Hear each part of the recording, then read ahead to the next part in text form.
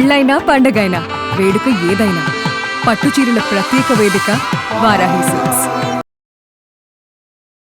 శ్రీనుని పిలిపించరా అండి కొంచెం. శ్రీను గారు చెప్పండి. ఏం చేస్తూ ఉంటారు? నేను బిజినెస్ చేస్తుంటాను మేడం. బిజినెస్ ఏం బిజినెస్ చేస్తూ ఉంటారు? నేను యాక్చువల్లీ రకరకాల బిజినెస్లు చేస్తూ ఉంటాను మేడం. ఎంతవరకు సంపాదిస్తారు ఏంటి నెలకి? వస్తాయి మేడం ఒక 35 35 వరకు రకరకాల బిజినెస్ చేస్తాయి. 35-40 వరకు వస్తాయి. ఈ మధ్య కొత్తగా తాగడం ఇవన్నీ అలవాటు చేసుకున్నారంట, దేనికండి? తాగడం అంటే మేడం మామూలుగా నార్మల్గా తాగుతాం మేడం. మీ ఆవిడకి ఇష్టమేనా మీరు తాగడం? అంటే నేను కొంచెమే తాగుతాను మేడం. ఆమెకు పెద్ద మరి ఇక్కడ దాకా ఎందుకు వచ్చారు అనుకుంటున్నారు? అదే నేను సరోజిని అడిగితే ఏమన్నదంటే జస్ట్ మాట్లాడాలి, నాకు మీ బిహేవియర్ నచ్చట్లేదు అని అంటున్నది. ఓహో, బిహేవియరల్ కౌన్సిలింగ్ కోసం వచ్చావా అని అనుకుంటున్నారు చెప్పింది. మీ ఇద్దరు లైఫ్ ఎలా ఉందండి? మీరిద్దరు ఎలా ప్రయాణం చేస్తున్నారు? బాగున్నారా మీ ఇద్దరు? మా బాండింగ్ అయితే బాగానే ఉంది సార్. అమ్మాయిని చదివిస్తున్నారు మీరు బీటెక్? మంచిగా చదివిస్తున్నాను, అంత బాగానే ఉంది. కాకపోతే ఈ కొంచెం డ్రింక్ అనేది ప్రతి ఒక్కరికి అనేది అలవాటు ఉంటుంది కదా, సో నేను కూడా అలాగే అలవాటు. డ్రింక్ ఒకటేనా, వేరే వ్యవహారం మీద కూడా అమ్మాయికి అనుమానాలు ఏమైనా ఉన్నాయా? అలాంటి ఏం లేవు సార్, ఓన్లీ డ్రింక్ చేస్తున్నాను అన్న ఒక్కటే ఉద్దేశమే తనది. అలాంటివి ఏం లేవా మీకు? అలాంటి ఏం లేవు సార్. అలాంటివి అంటే నేను అలాంటివి అనగానే అలాంటివి ఏం లేవు అన్నారు, అంటే అలాంటివి అంటే ఏంటి? అదే సార్, తను ఏదో అనుమానం పడుతుంది అన్నారు కదా సార్ మీరు. ఆ అనుమానంలో రకాలు ఉంటాయి కదా, ఏ అనుమానం గురించి నేను మాట్లాడుతున్నాను? అదే సార్, నేను డ్రింక్ చేయడం. డ్రింక్ కాదులే, ఇంకో వేరే ఉంటాయి కదా. డ్రింక్ గురించి నేను అనుకుంటున్నాను సార్. అది అమ్మాయిల వ్యవహారాలు అలాంటి ఏం లేవు సార్. ఏం లేదు. ఏం లేవు. మీ వైఫ్ తప్ప వేరే ఆడదాన్ని ఎవరి దాని వైపు మీరు నాకు అలాంటి ఉద్దేశమే లేదు సార్. నాకు తనంటే చాలా ఇష్టము. ఇష్టపడే ఒకవేళ వాళ్ళు నాకు ప్రొఫైల్ చూపించిన వెంటనే తను నాకు నచ్చే పెళ్లి చేసుకున్నాను. సరే, నువ్వు చిన్నగా కొంత తాగుతున్నా కూడా మీ ఆవిడ మిమ్మల్ని ఏమి అనట్లా. అమ్మాయి కూడా లైట్గా తాగుతాడంటే నాకేం ప్రాబ్లం లేదని అంది. కానీ మీ ఆవిడ ఇక్కడ ఒక భయంకరమైన విషయాన్ని మోసుకొని వచ్చింది, ఆధారాలతో పాటు విత్ ఎవిడెన్స్తో. అవి బయట పెడితే నీ భాగవతం మొత్తం బయటపడుతుంది. నువ్వే ఒప్పుకుంటావా? అవి బయట పెట్టమంటారా? నాదేం లేదు మేడం. మీదేం లేదా? సరే, అడగండి, ఆవిడతో మాట్లాడండి. కాదు సార్, నువ్వు నాకు చెప్పింది ఏంటి, ఇక్కడ వీళ్ళు అడిగేది ఏంటి నాకు అర్థం. అదేనమ్మా, ఆగు, ఒక 2 minutes ఆగితే ఆ ఎవిడెన్స్. కాదు మేడం, తను నేను ఓన్లీ డ్రింక్ చేయడం వల్ల ప్రాబ్లం ఉంది. అవునానా? మిగతా సరే, ఇప్పుడు మీరు ఎందుకు కంగారు పడుతున్నారు? మీ వర్షన్ ఏంటి? అప్పుడప్పుడు తాగుతారు, మీ వైపు ఎటువంటి తప్పు లేదు కదా. ఒకటే కాదు అని ఇంకొక ఎలిగేషన్ బాంబ్ పేల్చింది ఆ అమ్మాయి. ఆ ఎవిడెన్స్ బయట పెడుతున్నారు, ఆగండి. మీ వైపు ఎటువంటి తప్పు లేదు కదా, మీరేం చేయలేదు, మీరు ఎందుకు కంగారు పడుతున్నారు? ఒక నిమిషం ఆగండి. అంటే ఏం లేదు మేడం, తను ఆవిడతో మాట్లాడు, ఏం మాట్లాడతావు మాట. కాదు సార్, రేపు నువ్వు కౌన్సిలింగ్ అన్నప్పుడు కౌన్సిలింగ్ లాగా ఉండాలి, కానీ మళ్ళీ ఏదో భయంకరమైన నిజాలు అవి నాకేమన్నా మీరు ఏమైనా చెప్పావా? నాకేమన్నా ఇంట్లో ఏమన్నా చెప్పావా ఇవన్నీ ఉంటున్నాయని?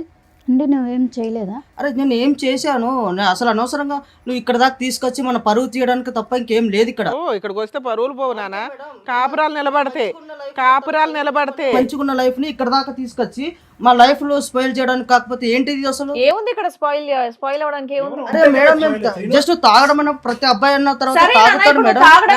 తాగుడు విషయం కాదు అని అన్నావు, అయినా నువ్వు దాని చుట్టూ ఎందుకు తిరుగుతున్నావు? తాగుడు చుట్టూ. మరి దాని వల్లనే కదా నన్ను ఇక్కడ దాకా తీసుకొచ్చింది. కాదు అని చెప్పాం కదా, ఇంకేమైనా ఉంటే నువ్వు బయట పెడతావా అని అడిగావు, నువ్వు కాదని చెప్పావు. అదేమో మేము బయట పెడుతున్నావు, ఆగు. సరే, ఏం చెప్పారు? ఆవిడేం చెప్పదు, మేమే చూపిస్తాం ఏంటనేది. నువ్వు ఓన్లీ తాగుడు ఒకటే కదా నీ దగ్గర ఉన్నటువంటి బ్యాడ్ హ్యాబిట్. నా దగ్గర అది ఒకటే ఉంది మేడం, అది కూడా ఇంకేం లేదు కదా. ఇంకేం లేదు. ఇంకేమని చెప్తావా? ఇంకేం లేదా? ఇంకేం లేదు, అది ఒక్కటే ఉంది. మరి ఊరుకో, దాన్ని తప్పనట్లేదు, దాన్ని తప్పు అనట్లేదు. ఒక్క నిమిషం ఆగితే మిగతాది ఏంటనేది నువ్వే చూద్దు గాని. రండమ్మా.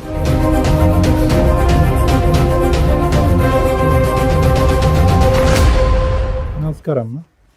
ఏంటి ఫ్యామిలీ పార్టీయా? సీను, ఎవరమ్మా వాళ్ళు? అదే అర్థమైతలేదు. అదే అర్థం కావాలి. ఇందాక వరకు గట్టిగా అరుస్తూ ఉన్నావుగా, ఏ నోరు పడిపోయిందా ఇప్పుడు? నిజం చెప్పు. అరిచేవా అంత అంటే నా మీద నీకు ఇప్పుడు అనుమానంగా ఉందా? అనుమానం ఏంటి భయ? వాళ్ళు ముగ్గురు ఎవరో చెప్పు, అది అనుమానమో కాదో చెప్దాం. ఎదురుగా ఉన్న వాళ్ళు ఎవరో చెప్పు నానా. కంగారు పడుతున్నావు, చేతులు నలిపేసుకుంటున్నావు. తెలియదు మేడం, తెలియదు. అమ్మా మీరెవరమ్మా? మీరే పరిచయం చేసుకోండి ఆయనకి. ఏం సీను, నేను తెలీదా? నేను తెలీదా నీకు? నేను ఎలా పరిచయం తెలీదా నీకు? నా మీద ఏటేటో చెప్పావు, నీ కోసం నాకు చెప్పావు, ప్రేమించుకున్నాము, చేసాము.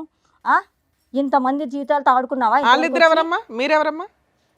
నేను ఎవరో నీకు తెలియదా? 4 సంవత్సరాల కిందట గుడిలో కళ్ళు తిరిగి పడిపోయాను, నేను హెల్ప్ చేస్తాను, రూమ్కి తీసుకువెళ్ళావు, తప్పు జరిగిపోయింది ఆ రోజు. నేను ఎవరు తెలుదా? నిజంగా చెప్పు.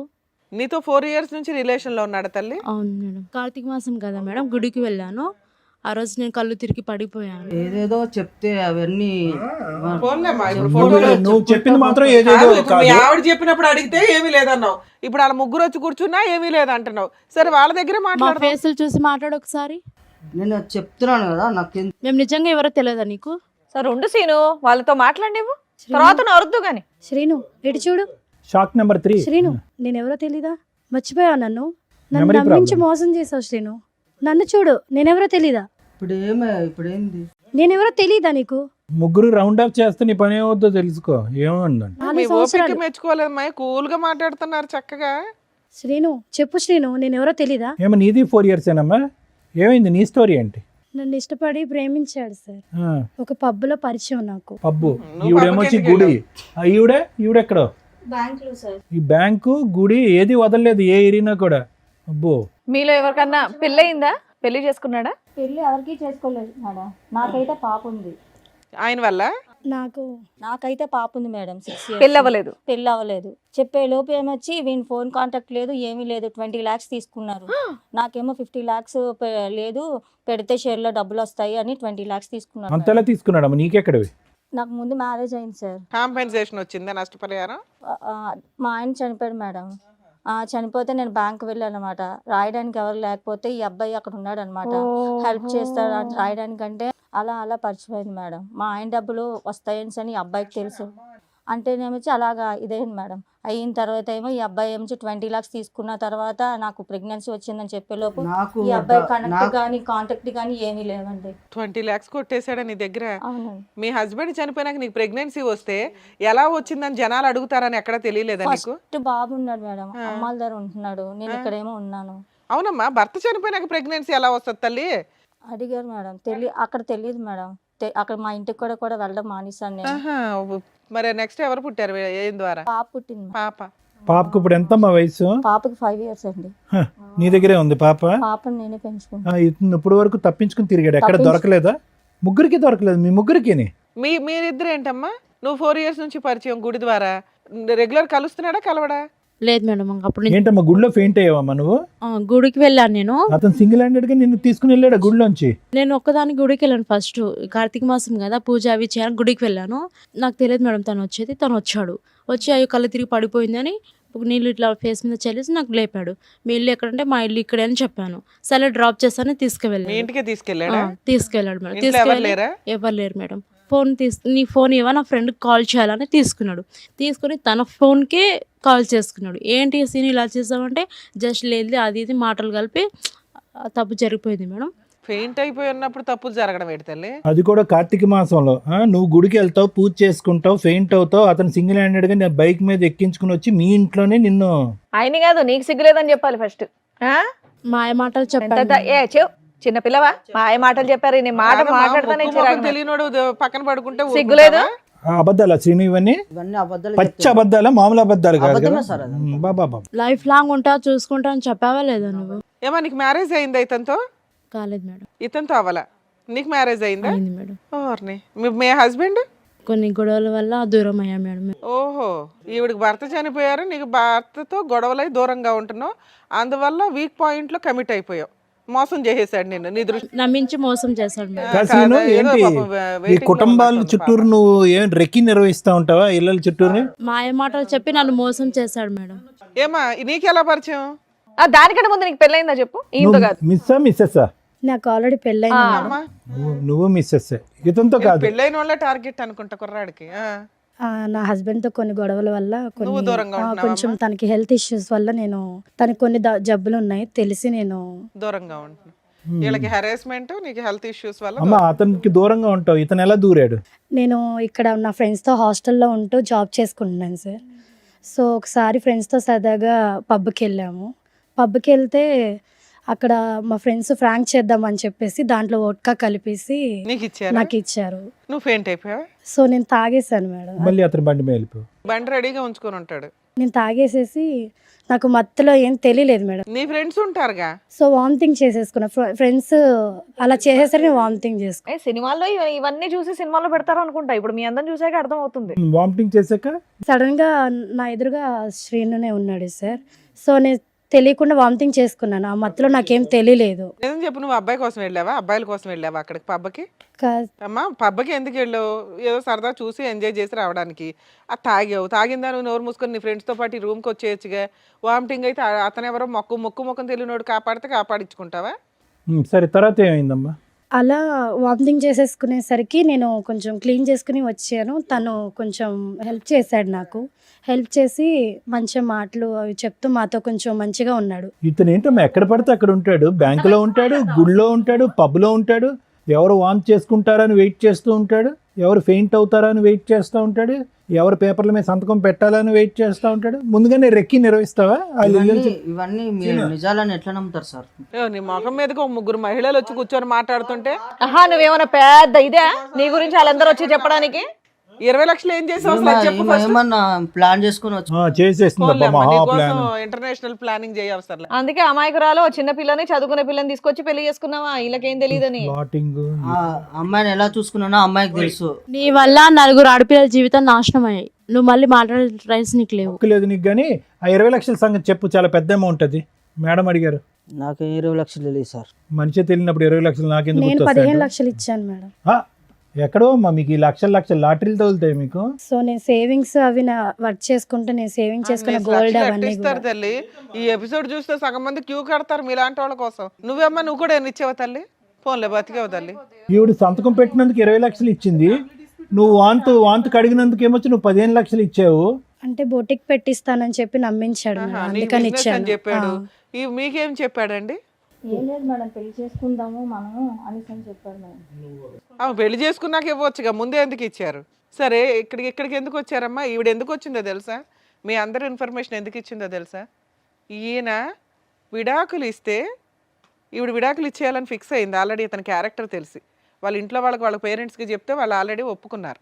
కానీ ఇలా ఎంతమంది అమ్మాయిలను మోసం చేస్తాడో సమాజంలో, వాళ్ళ ద్వారా చెప్పించండి మేడం విత్ ఎవిడెన్స్తో తీసుకుని వచ్చింది. దానివల్ల మేము మీకు కాంటాక్ట్ అయ్యాం. ఇలాంటి వ్యక్తిని ఎంత బుద్ధి చెప్పాలి తల్లి? మీకు ఎవరి కాళ్ళకి మీరే అన్యాయం అయ్యారనుకుంటున్నారు. ఇక్కడికి వచ్చిన మా వాళ్ళు చెప్తే మీరు షాక్ అయ్యారట. అమ్మ ఈ స్టోరీ అంతా ఈయనకి సంబంధించే అని.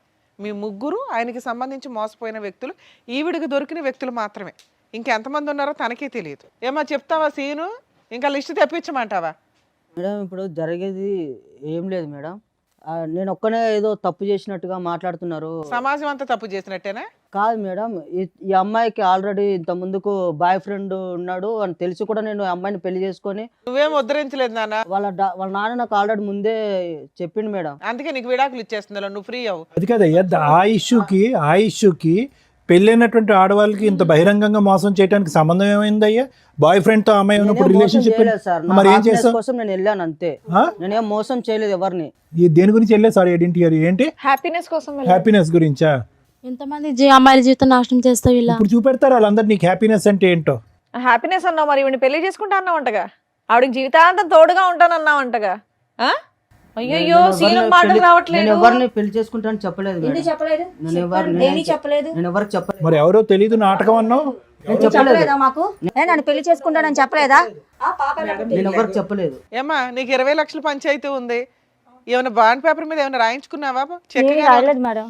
అసలు తీసుకోలేదని అంటున్నాడు. పెళ్లి చేసుకుంటానని అనట్లేదా? 20 లక్షలు తీసుకోలేదా? 20 లక్షలు అని చెప్పి ఆడ మీద పచ్చబొట్టేసేవాడు. పాప సంగతి ఏంటి? 20 లక్షలు 20 లక్షలు పాప. ఇప్పుడు నా పరిస్థితి ఏంటి?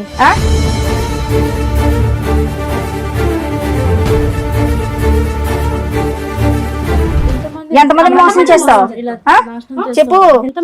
చెప్పు. సరే మరి పడవలసిన డోస్ పడింది వెనకాలమ్మా. నా తప్పు అయిపోయింది సార్. మొక్కలా తెలియదన్నో. మేము యాక్చువల్గా ఇక్కడ ఇట్లా లేకనే లేడీస్ ని ఎందుకు లేకనిచ్చామో తెలుసా? నువ్వు కనీసం నిజం ఒప్పుకోలే ఇప్పటిదాకా. పోలీస్ స్టేషన్కి వెళ్తే ఉండేది నీకు భజన. వాళ్ళు పెళ్ళైన వాళ్ళు కాబట్టి నోరు మూసుకున్నారు. నీ డోసే మిగిలింది సరోజ. ఇలాంటి వాడు వద్దు సార్. నువ్వు వద్దులే, అది నువ్వు ఫిక్స్ అయ్యి పెద్ద ఆలోచనతో వచ్చావు. కానీ ముందు అసలు మేడం సార్ వీళ్ళు చెప్పింది విన్నారుగా, మీరేమంటారు? మేడం ప్రతి సందర్భంలో మనం చూసినప్పుడల్లా ఇదే సీను ఇదే సినారియో మనం చూస్తున్నాం. ఇక్కడ ఏమి పెద్ద లాంగ్ స్టాండింగ్ లవ్ స్టోరీస్ ఏమీ లేవు ఈ ముగ్గురికి. వాళ్ళ బలహీనత అతని బలం అంతే. వాళ్ళ బలహీనత ఏంటి? భర్త దగ్గర నుంచి దూరం అవటం, ఏకాగ్గా ఉండటం, ఏదో ఒక తోడు దొరుకుతుంది అనేటటువంటి ఆలోచనతో, ఏదో ఒక ప్రేమ దొరుకుతుంది అనేటటువంటి ఒక కక్కుర్తి పట్టడంతో ఇలాంటి వ్యక్తులు దూరటం. ఒకటి మీ ముగ్గురు ఆడవాళ్ళకి, ఇటువైపు కూర్చున్న ముగ్గురు ఆడవాళ్ళకి నేను చెప్పేది ఒకటేనమ్మా, ఇలాంటి మగవాళ్ళు ఈ రూపాన్నో ఇంకో రూపాన్నో ఎక్కడో చోట రెడీగా ఉంటారు, అందులో డౌట్ లేదు. ఓకే, కానీ మీరు తీసుకునేటటువంటి జాగ్రత్తలు ఏంటి అనేది ఒకసారి ఆలోచించుకోండి. ముగ్గురు కూడా ఒక విధంగా చూసుకుంటే కనుక ఒక భర్తను పోగొట్టుకోవటం కానీ, లేదంటే మ్యారేజ్లో మోసపోవటం కానీ, భర్త చేతిలో అన్యాయం జరగటం కానీ, ఏదో ఒక సంఘటన అయితే జరిగింది. అంటే జీవితం ఆల్రెడీ మీ ముగ్గురికి ఒక మెచ్యూరిటీ, ఒక పాఠాన్ని ఆల్రెడీ నేర్పించేస్తుంది. మీరేమీ యంగ్ యువకులు ఏమీ కాదు, మీరు ఏదో ఇప్పుడే కాలేజ్ నుంచి వచ్చే స్టూడెంట్స్, ప్రపంచం తెలియనటువంటి వాళ్ళు కాదు. ఆల్రెడీ ఒక దెబ్బ తిన్నటువంటి వాళ్ళు. మీరు ఎంత ఆచి తూచి ఎంత జాగ్రత్తగా అడుగేయాలి మీరు జీవితాలు. పోనీ ఇది ఏమన్నా ఒక లాంగ్ స్టాండింగ్గా ఒక వ్యక్తితో నాకు పరిచయం అండి, అతను నమ్మించాడండి, ఒక ఫ్రెండ్షిప్ అండి, ఆ తర్వాత ప్రేమాయణం అండి, మోసపోయానండి అంటే కాదు.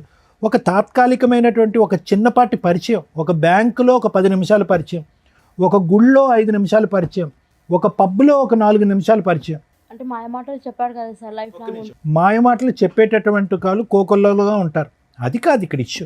ఒక పరాయి వ్యక్తి నా జీవితంలో ఏమీ లేకుండా నాకేదో జీవితాన్ని త్యాగం చేసేటటువంటి విధంగా, మా అమ్మ నాన్నలు కూడా ఇవ్వనటువంటి ప్రపంచం నాకు ఒక 10 నిమిషాల్లో చూపెట్టేస్తున్నాడు అంటే కనుక కీడెంచి మేలంచమన్నారు. కాబట్టి ఆ మనిషిలో ఒక దొంగను చూడండి ఫస్ట్.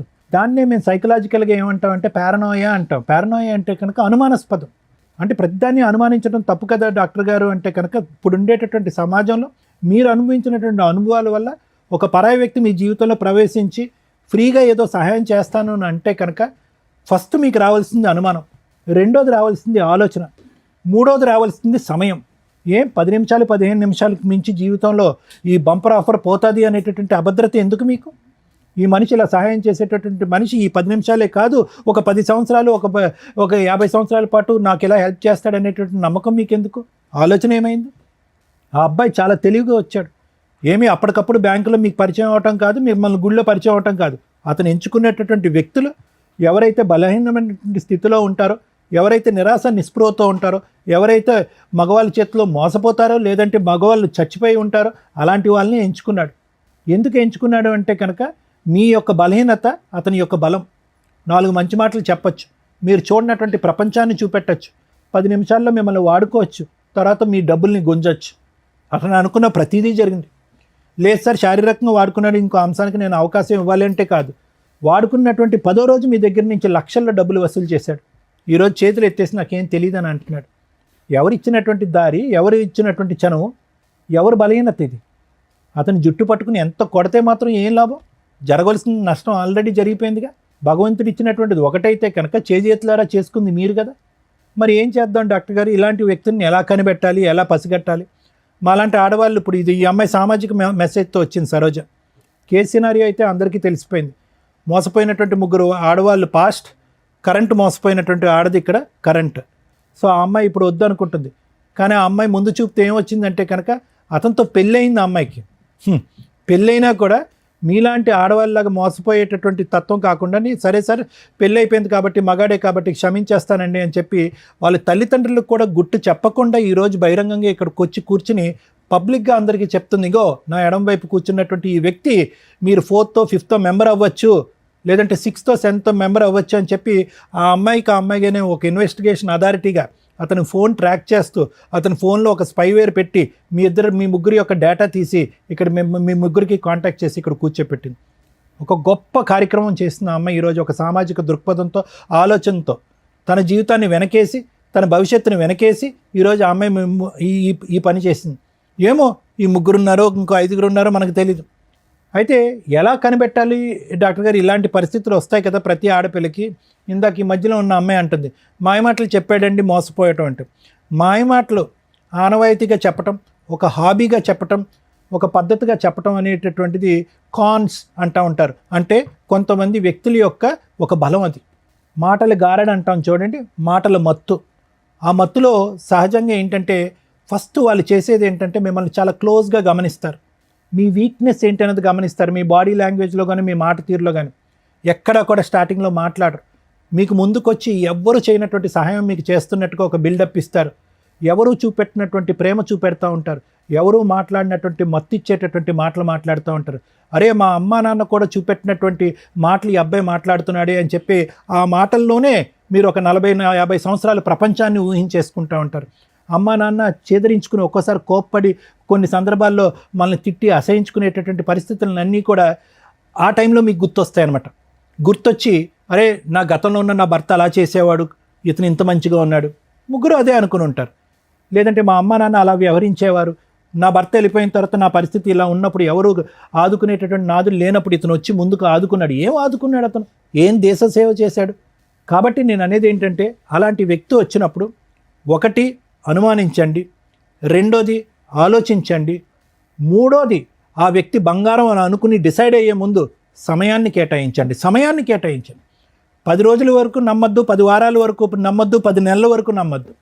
ఎంతవరకు అతని వ్యక్తిత్వం కన్సిస్టెంట్గా కంటిన్యూస్గా ఉంటుందో చూడండి. ఉండదు, ఎక్కడో చోట మీరు ఎక్కువ సమయాన్ని ఇచ్చి ఆలోచనకి విలువనిస్తే కనుక అతని లోపాలు ఎక్కడో చోట బహిర్గతం అవుతాయి. అప్పుడు మీకు తెలిసి వస్తుంది ఈ వ్యక్తి కరెక్టా కాదా, ఇతనితో నేను జర్నీ చేయొచ్చా చేయకూడదా, మళ్ళీ ఇతనితో ప్రయాణం చేయడం వల్ల నేను మళ్ళీ మోసపోతానా లేదనేది మీకు తెలిసిపోద్ది. అదే జడ్జిమెంట్. దానికి ఏ సైకియాట్రిస్టు ఏ సైకాలజిస్టు అక్కర్లేదు. ఎన్నో అనర్థాలు సమాజంలో జరిగేటటువంటి ఎన్నో అనర్థాలు మేడం ఈ బేసిక్ ఈ 3 కాన్సెప్ట్స్ బట్టి అర్థం చేసుకుంటే మీలాంటి ఆడవాళ్ళు ఇలాంటి మోసం చేసేటటువంటి పురుగుల్ని దూరంగా పెట్టచ్చు. ఎన్నో అకృత్యాలు ఆపినటువంటి వాళ్ళు అవుతాం. ఎంతోమంది తల్లిదండ్రుల యొక్క కడుపు సోక రాకుండా మనం ఆపగలుగుతాం. ఎంతమంది తల్లిదండ్రులు బాధపడుతున్నారు ఈరోజు. ఆడపిల్లలు తెలిసి తెలియకుండా ప్రేమ అనేటటువంటి మత్తులో తూతు మంత్రంగా పైకి ఒక మగాడిని నమ్మేసి ప్రేమ అనేటటువంటి గారెలలో మాటలు మాయసార్ అంటారు. వాడికి మాటలు మాయ ఉంటే కనుక మీకు చెవులు ఏమైంది, మీ ఆలోచన ఏమైంది, మీ చదువు ఏమైంది, మీ పెంపకం ఏమైంది. సో ఇవన్నీ మీరు నేర్చుకోవాల్సిన అవకాశం ఉంది. ఇది ఒక సామాజిక దృక్పథంతో సమాజంలో ఈ ఎపిసోడ్ చూసేటటువంటి ఆడపిల్లలు తెలుసుకోవాలనేటటువంటి ఉద్దేశంతో నేను నాకుండేటటువంటి అనుభవంతో తెలియపరిచేటటువంటి 4 మంచి అంశాలు. ఆ అమ్మాయి చేసినటువంటి గొప్ప కార్యక్రమం కంటే ఒక కార్యం కంటే నేను పెద్ద గొప్ప కార్యం ఏం చేయట్లే. నిజంగా ఈరోజు ఆ అమ్మాయిని మెచ్చుకోవాలి, కొనియాడాలి. తన భవిష్యత్తు గురించి ఆలోచించట్లేదు. చాలామంది ఇక్కడికి వచ్చి ఏముంటుంది లేండి సార్, డాక్టర్ గారు మా ఆయన కౌన్సిలింగ్ ఇచ్చేసండి, మారిపోతే కనుక కాపురం చేసేస్తాను, 3 ఆడపిల్లలను కనేస్తానని అంటారు. కానీ ఆ అమ్మాయి అలా అనుకోవట్లే.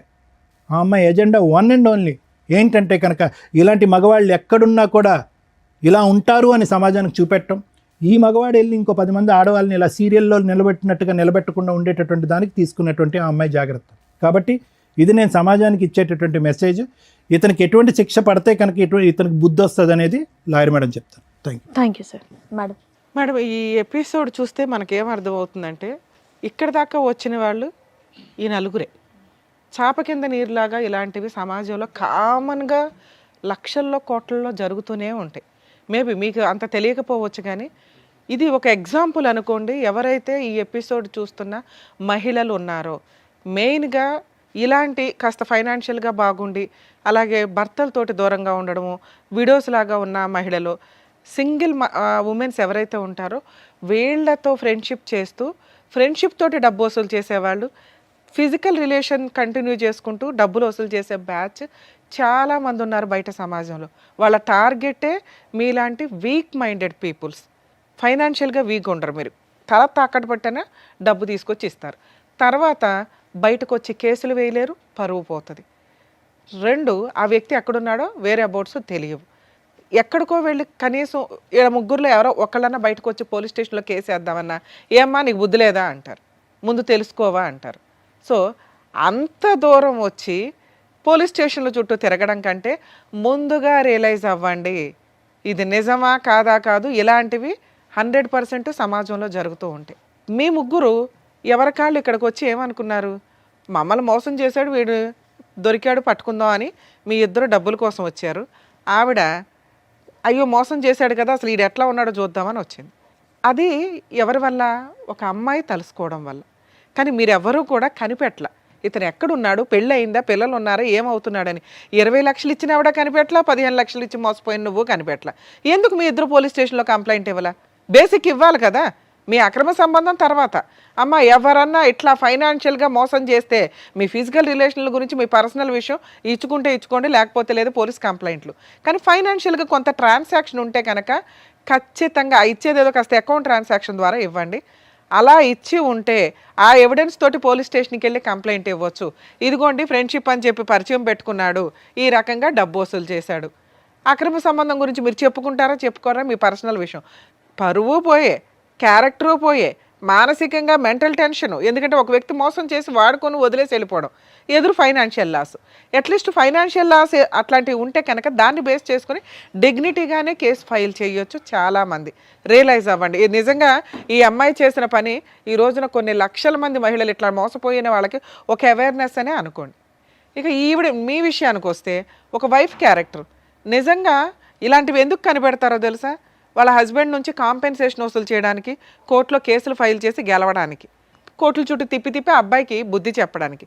కానీ ఈ అమ్మాయి ఎందుకు వచ్చిందో తెలుసా? ఇలాంటి మహిళలు ఇంకెంతమంది ఉన్నారో అలా మోసపోతారేమో, ఈయన ముఖం చూపించండి అని అడిగింది. కాకపోతే మాకున్న కొన్ని రూల్స్ ప్రకారం మేము ఫేసులు రివీల్ చేయడం మానేసాం. కానీ మీకు అర్థం అవ్వాలి కదా, చూపిస్తే ఈయనకి సంబంధించిన మహిళలే సేవ్ అవుతారేమో, చూపించకపోతే ఇలాంటి మాస్క్ మనుషులు సమాజంలో కొన్ని లక్షల మంది జెంట్స్ ఉన్నారని రియలైజ్ అవ్వండి, గుర్తుపెట్టుకోండి.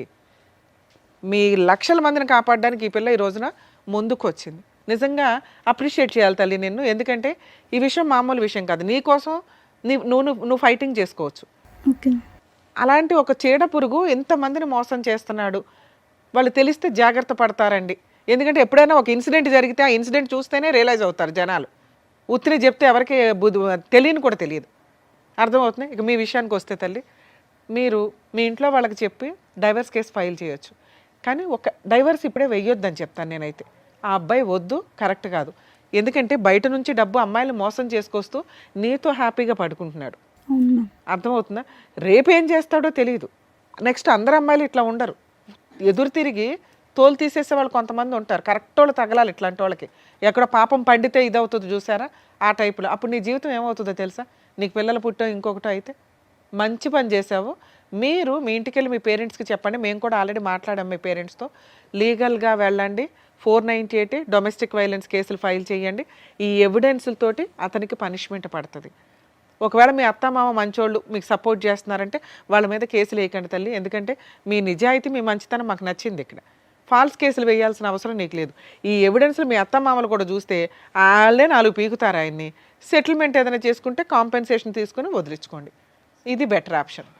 ఒకవేళ మీరు అనుకుంటే, మరి కలిసి ఉండాలనుకుంటున్నారో లేదో నాకు అర్థం కాల. అమ్మ మీ దగ్గర బుద్ధి ఉండాలి తల్లి కనీసం. అబ్బాయి ఏంటి ఎవరు ఏంటని చూసుకోరా, అంత మోసం పోతారమ్మా. అంత కూల్గా ఉన్నారు, ఏదో మేము మోటివేట్ చేసినట్టు అనిపించిందే తప్ప మీకు అసలు ఏమీ తేడానే అనిపించలేదు. ఏది 20 లక్షలు పోగొట్టుకుని నువ్వేమైనా కోట్లు సంపాదిస్తున్నావా తల్లి? కూల్గా కూర్చున్నా, ఏమీ రాయించుకోలేదు కనీసం. అకౌంట్ ట్రాన్సాక్షన్ ఉందా? క్యాష్ తీసి ఇచ్చావా? నువ్వు కూడా అంతేనమ్మా. అయినా కానీ మీరు చీటింగ్ కేసు అయితే వేయండి. ఎందుకంటే ఇక్కడ ఆల్రెడీ ఒప్పుకున్నాడు. ఈ వీడియో మీకు సరిపోతుంది ఎవిడెన్స్ కింద. మేము ఇప్పుడేం బలవంతంగా అతని చేత బాండ్ పేపర్లు అవి రాయించలేం. కానీ ఎందుకంటే మీ పోరాటం మీరే చేయలే. మేము ఇక్కడ ఈ అమ్మాయి యొక్క గుడ్ కాజ్ కోసం మేము ఇక్కడ మాట్లాడుతున్నాం, మీ డబ్బులు వసూలు చేసి పెట్టడం కోసం కాదు. మీ ప్రయత్నాలు మీరు చేయలే. 3 ఏళ్లలోనూ 4 ఏళ్లలోనూ చీట్ చేశాడన్న క్యారెక్టర్ దీని మీద మీరు కేసు వేయండి, చాలా పెద్ద కేసు. వాళ్ళకి ఏమైనా ప్రాపర్టీలు ఉంటే వాళ్ళ పేరెంట్స్ అమ్మి మీకు ఏమైనా సెటిల్మెంట్ చేస్తే చేస్తారు. మీరు కూడా వేయచ్చు తల్లి. అసలు ముగ్గురు కలిపేస్తే ఈయన భాగవతం ఇంకెంతమంది ఉన్నారు. సో మీరు అతని మీద ఫిజికల్ అబ్యూస్కి సంబంధించి కేసులు ఫైల్ చేయొచ్చు, చీటింగ్ కేసు ఫైల్ చేయొచ్చు. మీ ముగ్గురు కలిపి వేయండి. నాన్న మీరు ఏం డెసిషన్ తీసుకుంటారో తీసుకోండి, దాన్ని బట్టి మాట్లాడదాం. ఏం డెసిషన్ తీసుకుంటున్నారు? తన నుంచి నేను విడిపోతాం మ్యామ్. విడిపోతాం. సరోజు కావాలి, అక్కడ సీను కావాలంటున్నారు. ఆ ముగ్గురులో ఎవరో ఒకళ్ళు తగులుకుపో, వాళ్ళు క్షమిస్తే. తను ఇంత మోసం ఉంది కాకబట్టే, సమాజానికి తెలియాలి కాకబట్టే మ్యామ్ నేను ఇంత దూరం తీసుకొచ్చి. అలాగే లీగల్ గా కూడా ఫైట్ చేయండి అమ్మా. ఇట్లాంటి వ్యక్తులకి వాళ్ళు ఫైట్ చేయలేని వీక్నెస్ నీకున్న బలం ఏంటో తెలుసా? నీ కుటుంబం. Next legality. నువ్వు లీగల్గా పెళ్లి చేసుకున్నావు కాబట్టి ధైర్యంగా పోరాడగలవు. వాళ్ళు బాధ వేస్తున్నా ఎందుకు ధైర్యంగా పోరాడలేకపోతున్నారంటే అది ఇల్లీగల్ సంబంధాలు కాబట్టి. అర్థమవుతుంది. అయినా వాళ్ళకి రైట్స్ ఉన్నాయి, వాళ్ళు చీటింగ్ కేసు వేయచ్చు. కాకపోతే 90% మహిళలు వచ్చి వెయ్యరు. ఇట్లాంటి మోసం చేసే వ్యక్తులను వదలకూడదు తల్లి. ఏ మహిళ అయినా ఇంటికి వెళ్ళి ఫైట్ చేయండి తల్లి. Madam thank you.